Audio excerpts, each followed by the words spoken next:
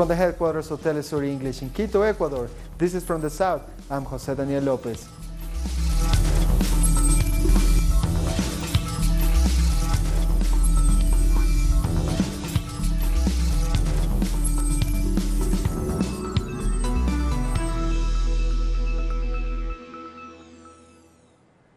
The nations of the world have voted to end the U.S. blockade against Cuba at the United Nations General Assembly. The vote was 189 in favor, 2 against, and no abstentions. Only the United States and Israel opposed to the resolution. Cuban Foreign Minister Bruno Rodriguez addressed the General Assembly just before the actual vote. He made an emotional appeal to support the lifting of the ban. He explained that in his speech how badly the blockade has been affecting lives of millions of Cubans. The providers in 2017, in Cuba, 224 people for every 100,000 inhabitants died because they didn't have access to this treatment due to the embargo. In the past year, more than 30 American companies, such as Agilent, Cook Medical, and Thermo Fisher Scientific, refused to sell to the company Medicuba drugs, supplies, and crucial equipment for our health system, or they didn't respond to our repeated requests.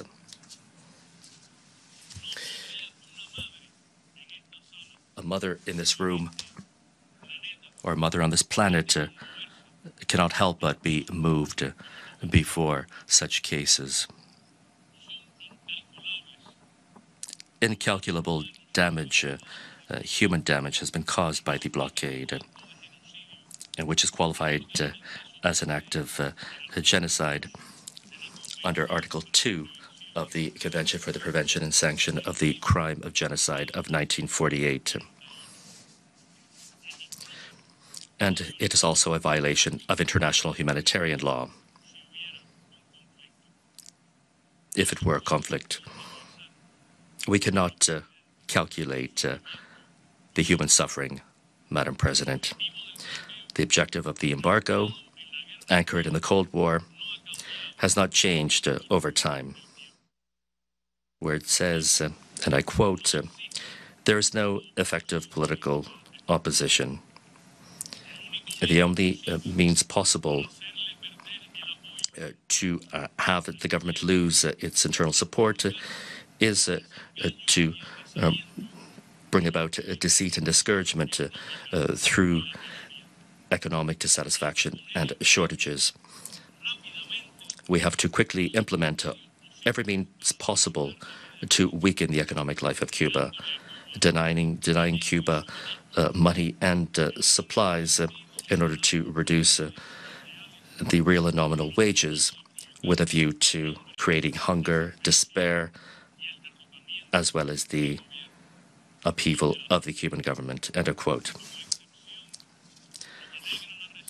And by way of exception, we are pleased by the recent signing under a special license, which has existed since 2016, the recent signing of a mixed company by the marketing agency of the Center of Molecular Immunology of Cuba and the Roswell Park Cancer Center, which will allow the commercialization in the United States of therapeutic vaccines.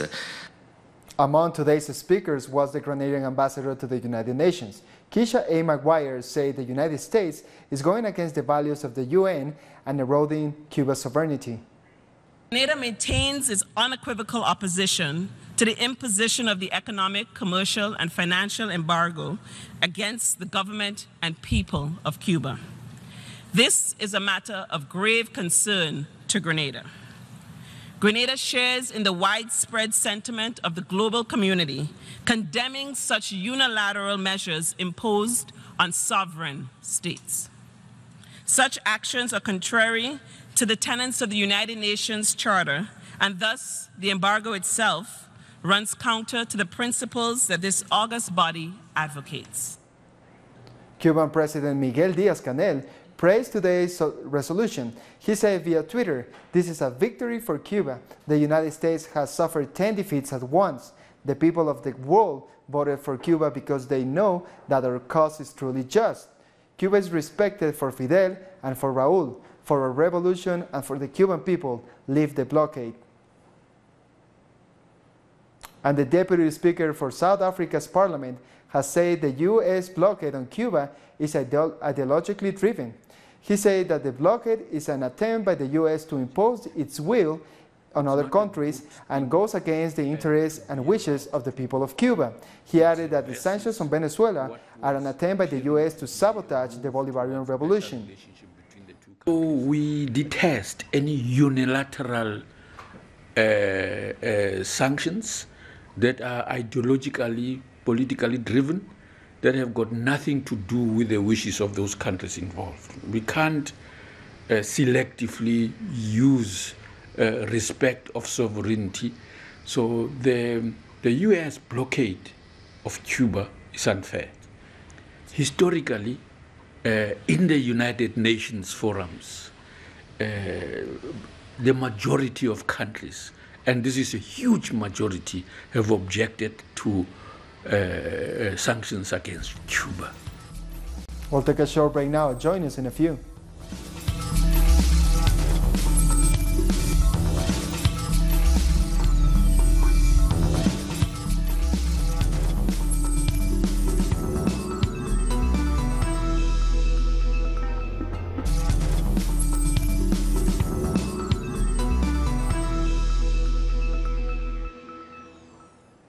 Welcome back. Peru's opposition leader Keiko Fujimori has been transferred to a women's prison. This comes a day after a court ordered her detention. A judge ordered Fujimori to serve 36 months of preventive detention. Our correspondent in Lima, Jaime Herrera, has more.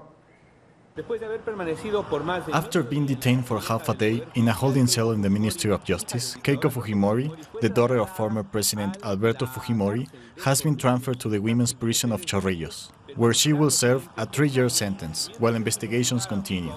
She is being accused of money laundering and of organizing a corruption network that involves her political party. Fujimori's attorneys say they will appeal the decision and they hope the sentence will be revoked. The first batch of U.S. troops has arrived at the base in Texas as part of an operation against the incoming migrant caravan.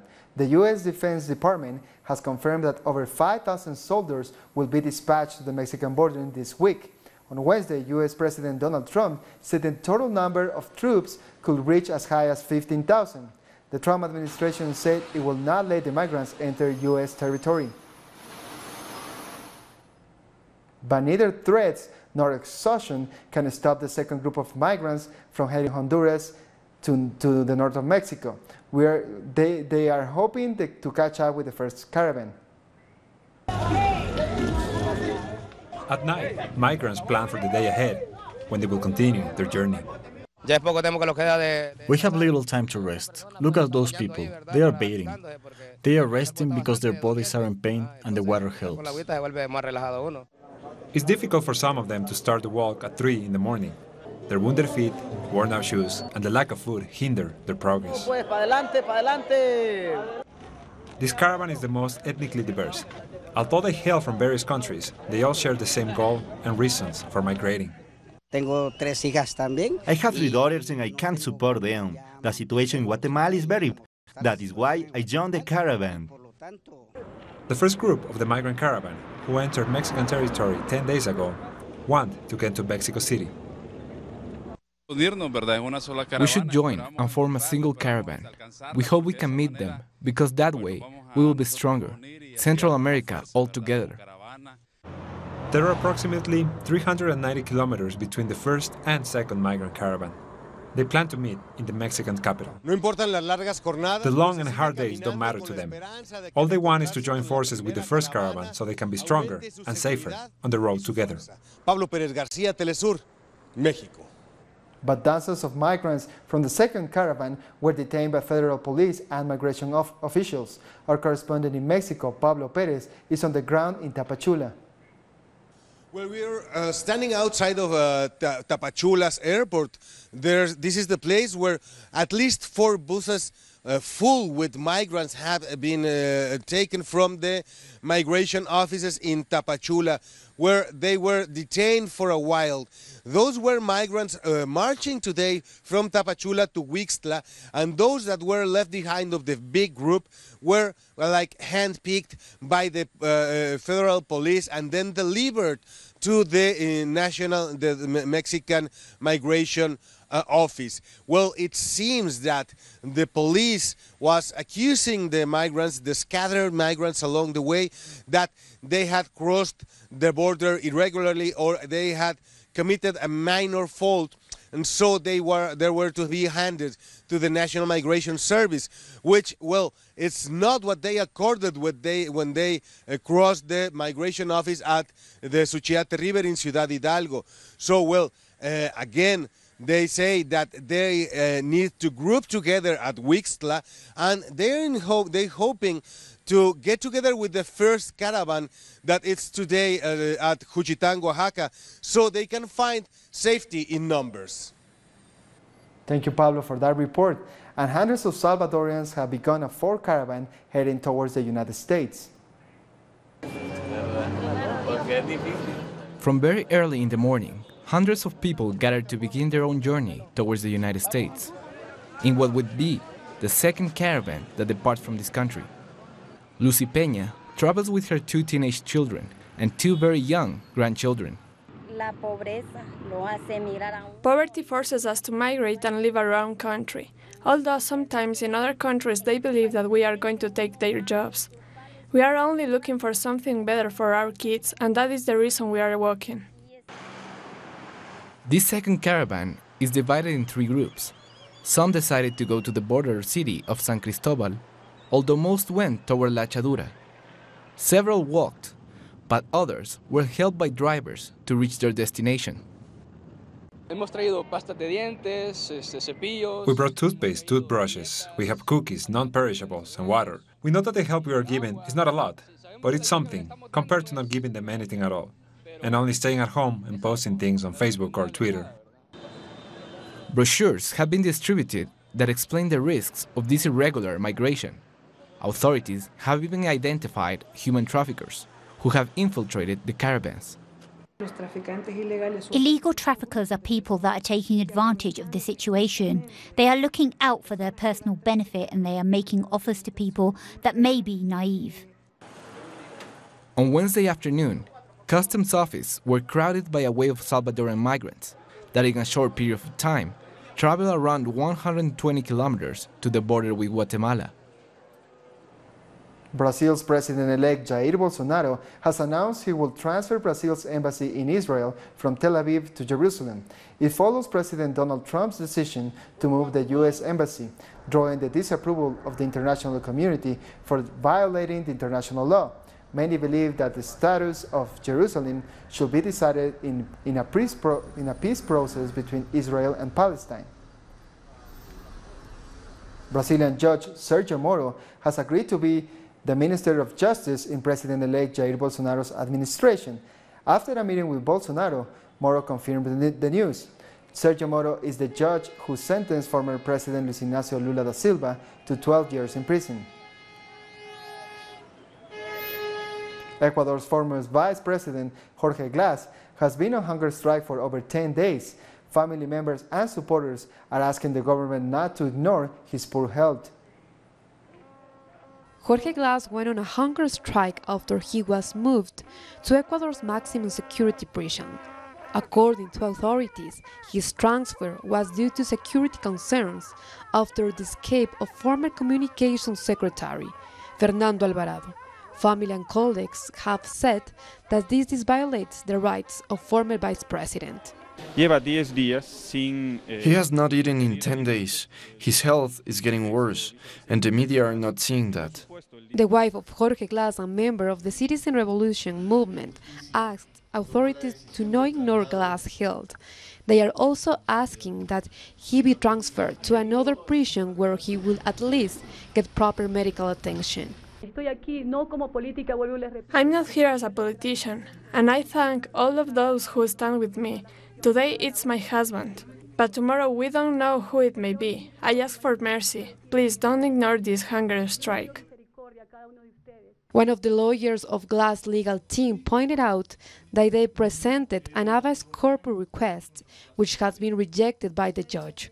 They said this decision is based on political interest that put Jorge Glass' life at risk. If Jorge Glass loses his life, it'll be due to the indifference of the authorities. They have been warned. If he dies, it will be under the presumption of innocence. The state will have to answer to his family for such a heinous crime.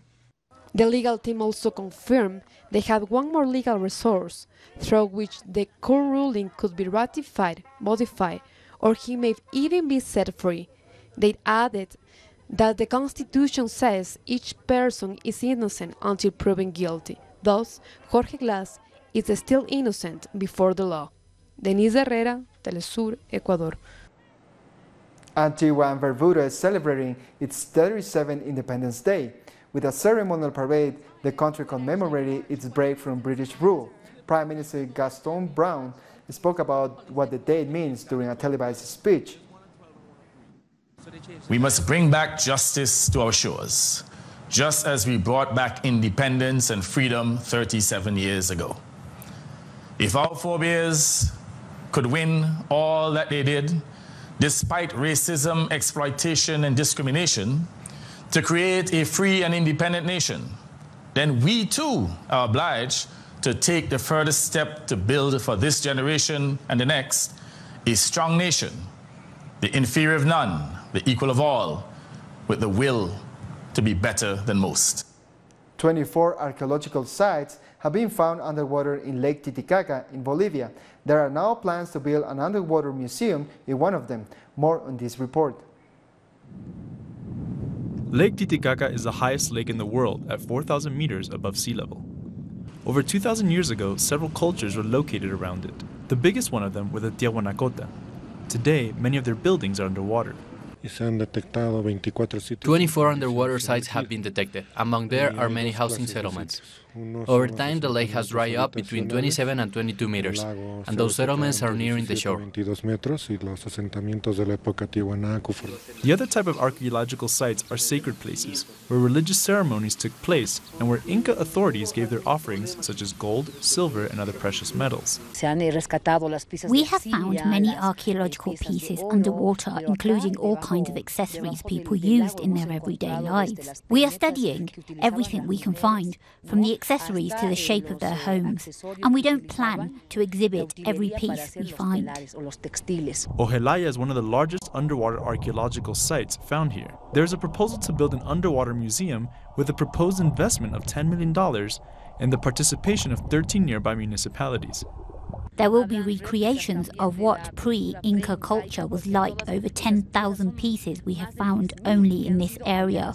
All of these research we have done is thanks to the help of the UNESCO and Belgian institutions. Our data shows that we have discovered less than 10% of what remains of the Tiahuanaco culture.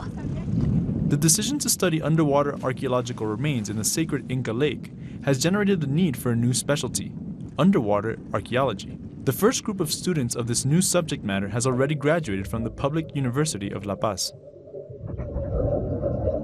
We'll take a short break now. More news in a minute.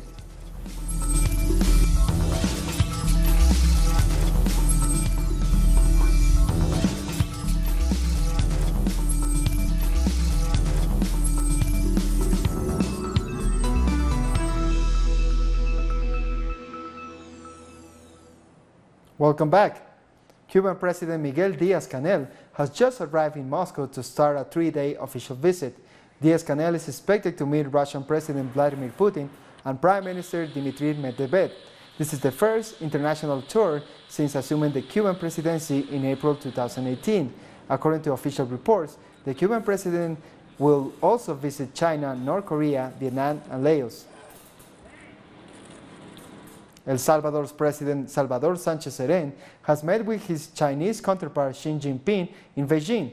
This is the first time that a Salvadorian president has made an official visit to China. Both sides signed agreements of cooperation in technology and innovation. El Salvador is the third Latin American country in the past 2 years to switch alliances from Taiwan to China.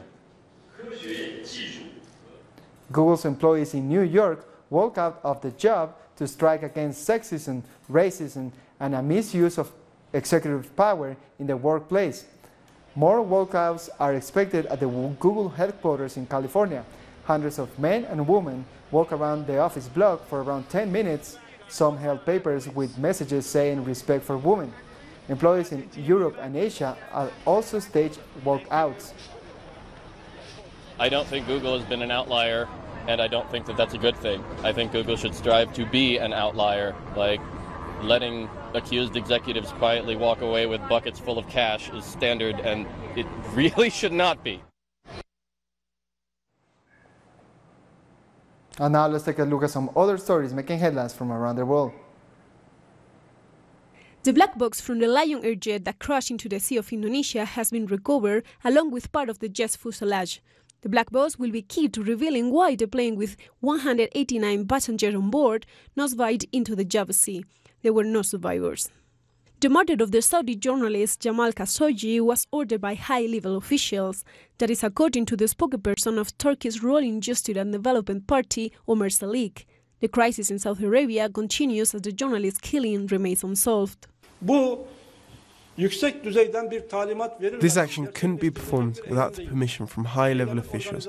The way the act was organised, the fact that it was pre-planned, which the Saudi prosecutor told us, it shows that it was deliberate. The question now is when this brutal crime, as our prosecutor says, that he was killed immediately after he entered the consulate and his body dismembered, was planned. Who performed it and who gave the orders? We have to find that out. An all-eyes-on and a ban on military drills have taken effect as the two Koreas end hostile acts near the heavily fortified border. A 40-kilometer non-fly zone has been established near the border. The measure was part of a military accord reached last month. It includes a halt to all hostile acts. We come to the end of this news brief. These and many other stories you can find at our website at telesurtv.net/English. And join us on social media, Facebook, Twitter, and Instagram. For Telesur English, I'm Jose Daniel Lopez. Thank you for watching.